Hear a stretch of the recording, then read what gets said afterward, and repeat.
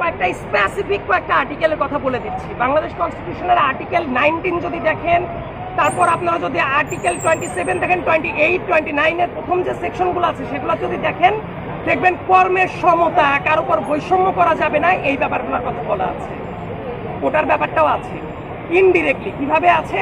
আপনারা যদি আর্টিকেল 28 এর যদি কোড দেখেন, 29 এর 3 ক যদি দেখেন, ওইটা আপনারা কি দেখতে পারবেন যে সরকার ইচ্ছা করলে, আমি আবার বলছি, ইচ্ছা করলে কোটার সুবিধাটা দিতে পারে এবং দিলে কেউ বাধা দিবে না।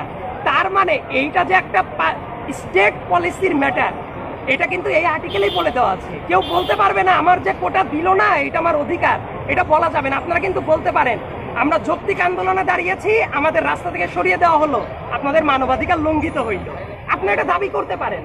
কিন্তু কেউ এইটা বলতে পারবে না আমার কোটাটা প্রাপ্য অধিকার, সংবিধানে এটা কোথাও বলা নাই। তাহলে যারাই জানে তারা সংবিধান কোনোদিন পড়েই দেখে নাই। আর এই যে কোটা থাকবে কি থাকবে না, সবাই বলছে এটা আদালতের সিদ্ধান্ত। মহামান্য আদালতের প্রতি আমার পূর্ণ সম্মান আছে। আদালত পরিপত্রটা বৈধ কি বৈধ না, সেটা থাকা উচিত কি উচিত না, সেটা নিয়ে কথা বলছে। বাট ইন্টারেস্টিং ফ্যাক্টটা হইল এই কোটা থাকবে কি থাকবে না, এটা অ্যাবসলিউটলি স্টেট পলিসি।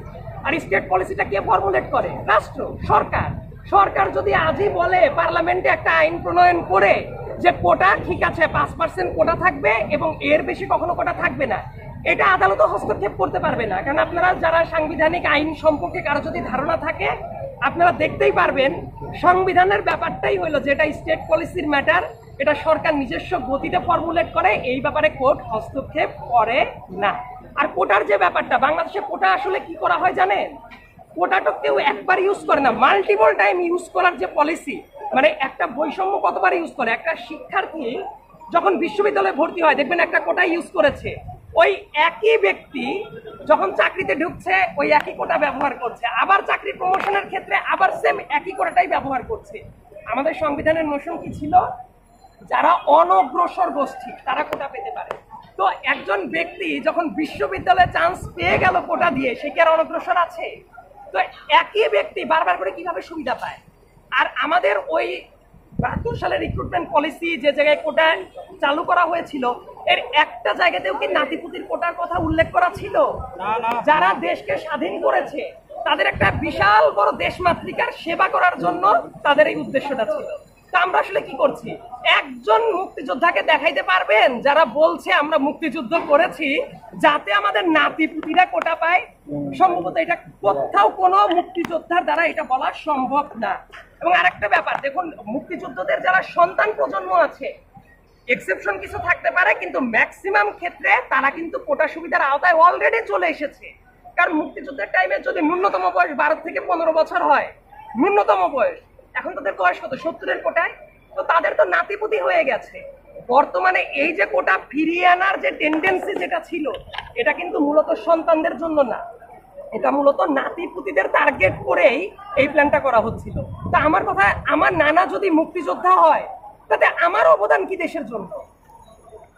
মেধার স্বাক্ষর যদি রাখতে হয় তারা তো মেধা দিয়ে চলে আসতে পারে। আর মুক্তিযোদ্ধাদের সম্মান করার ব্যাপারটা অনেকে বুঝতে পারে না, মনে করে যে কোটা দিয়েই মুক্তিযোদ্ধাদের সম্মান করা যায়।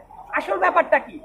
বাংলাদেশে একটা কথা বলেন তো আমাকে, শহীদদের যে তালিকা সলিড ভাবে আজ অবধি করা হয়েছে, মুক্তিযোদ্ধা মন্ত্রণালয় যেটা আছে, জাম্মু কাজে কমিটিটা আছে, তারা অনেকবার করে চেষ্টা করেছিল, শহীদদের তালিকা আজ অবধি করা হয়েছে? আপনারা বলেন তো, আপনারা তো সাংবাদিক, করা হয়েছে? তো তাদেরকে যদি রেসপেক্ট জানাতে হয় সলিড একটা তালিকা করুন। এবং অনেকেই আছে এখনো তারা সুযোগ সুবিধার বাইরে আছে, তাদেরকে যৌক্তিকভাবে ভাতা দিই। আমার মনে হয় যেসব শিক্ষার্থীরা আন্দোলন করছে, মুক্তিযোদ্ধাদের ভাতা যদি বাড়িয়ে দেওয়া হয়, একজন ব্যক্তিরও কোনো আপত্তি থাকার কথা না। তো তাদের ভাতা বাড়াক, তাদের নাগরিক সুযোগ সুবিধা বাড়িয়ে দিক, তাদের সম্মানটাকে এস্টাবলিশ করুক, এতে তো আন্দোলনকারীদের সমস্যা নাই। সমস্যা ওই জায়গাতেই যখন আপনি তাদেরকে কোটা দিচ্ছেন। আর সংবিধানে কোটার ব্যাপারটা কি ছিল? যারা অনগ্রসর গোষ্ঠী, ঢালাও ভাবে আপনি যখন সবাইকে কোটাটা দিচ্ছেন, এর মিনিং কি দাঁড়াইল? যে মুক্তিযোদ্ধাদের সবাই অনগ্রসর গোষ্ঠী? আমার কাছে মনে হয় এই দাবি করাটার মিনিং কি? মুক্তিযোদ্ধাদের প্রতি অবমাননাকর। তাদের যেই আন্দোলন, গোষ্ঠী যারা আছে, প্রতিবন্ধী যারা আছে, তাদের জন্য মিনিমাল একটা অ্যামাউন্টের কোটা থাকাটা উচিত, এবং আমার কাছে সেটা কখনোই 5%-এর বেশি থাকা উচিত না। রাষ্ট্র এটা কেন মেনে নিচ্ছে না? আমি যেহেতু রাষ্ট্রের পলিসি মেকার না, এই জবাবটা আমার কাছে দেওয়া সম্ভব না। বেটার আপনি যারা পলিসি মেকার আছে তাদের কাছে। ভাই আজকে কিন্তু হাইকোর্ট কিন্তু রায় দিয়েছে। রায় বলতে 2018 সালে যেটি সেটি কিন্তু আবার বহাল রেখেছে। আমি রায়টা দেখেছি। আজকের রায়ের পরে আমার কাছে যেটা মনে হয়েছে, তারা ওই পরিপত্র কেন্দ্রিক ব্যাপারটা, যেটা 1 মাসের জন্য তারা কি করছে, যে 1 মাসের জন্য আপাতত ওইটা যা স্ট্যাটাসকো অবস্থা ছিল, স্থিতিশীলতা আপনারা যেটা বলছেন সেটা রাখার চেষ্টা করছে। কিন্তু আমার কাছে যেটা মনে হয়, এই ব্যাপারটা আসলে স্থিতিশীলতা রাখা বা কোনো কিছু, এইটার চেয়েও সাধারণ শিক্ষার্থীদের যাবে পূর্ণাঙ্গ একটা ডিসিশন আসা, এবং সেটা তো আসা উচিত স্টেটের পলিসি মেকারদের কাছ থেকে। আমার কাছে মনে হয় ছাত্রদের সেই দাবিটাও যৌক্তিক, যে এই ব্যাপারটা টোটালি আইন করে চিরস্থায়ী বন্দোবস্ত করে ফেলানো। তা নাহলে 18 সালেও তো বলা হয়েছিল পরিপত্র জারি করে, সেই ব্যাপারটা আবার ব্যাক করলো। ছাত্রদের তো থাকার কথা ক্লাসরুমে, তারা কেন কষ্ট করে এই যে এত রোদ বৃষ্টি সব অতিক্রম করে তাদেরকে কেন রাস্তায় নামতে হচ্ছে? তারা পড়াশোনা করবে, চাকরির জন্য পড়াশোনা করবে, এটাই তো তাদের নিয়তি হওয়া উচিত ছিল। তাদের তো আবার রাস্তায় নামিয়ে আনা হলো। তার মানে টেম্পোরারি যেসব সলিউশন 18 সালেও করা হয়েছিল, সেটার কি ইফেক্ট কি? এই ইফেক্ট গুলো আবার এমনও মনে হতে পারে তাদের ভেতর তো এই সন্দেহটা আছে। সন্দেহ থাকাটা কি অমূলক? আবার 2 মাস পরে 1 মাস পরে আবার তাদেরকে রাস্তায় নামার মতো পরিস্থিতি তো তৈরি করা হতেই পারে। তো আমার কাছে যেটা মনে হচ্ছে, এইটা পরিপূর্ণভাবে আইন করে একেবারে পার্মানেন্ট সেটেলমেন্ট করে দেওয়া উচিত, যে একেবারেই যারা অনগ্রসর আছে তাদের জন্য 5% বা সামওয়াট এই ধরনের কিছু কোটা রিজার্ভ থাক, আর বাদ বাকিটা আইন করে একেবারে চিরস্থায়ীভাবে বুঝিয়ে দেওয়া হোক, যে বাকি নিয়োগটা 95% নিয়োগের মতো মেধায় নিয়োগ হোক। তাহলে এই সমস্যার সমাধান। শিক্ষার্থীরা এখন কি করবে? এই যে 7 আগস্ট পর্যন্ত কিন্তু একটা বর্তমানে না, আমি আন্দোলনে অংশগ্রহণ করছেন বলা চলে না। আন্দোলনে অংশগ্রহণ করা ব্যাপারটা এরকম না। আমার মৌন সমর্থন তো সবসময় আছে। তো আমি যেহেতু জাস্ট রাস্তা দিয়ে হেঁটে যাচ্ছিলাম অফিস থেকে যাওয়ার সময়, আপনারা জিজ্ঞেস করছেন, আমার যেটা ব্যক্তিগত ক্যাপাসিটিতে যেটা মতামত, মহামান্য হাইকোর্টের পর এবং অ্যাপিলেট ডিভিশনের পর পূর্ণ রেসপেক্ট রেখে আমি আমার ব্যক্তিগত অভিমত প্রকাশ করছি। এটা আমার কোনো প্রাতিষ্ঠানিক কোনো মন্তব্য না।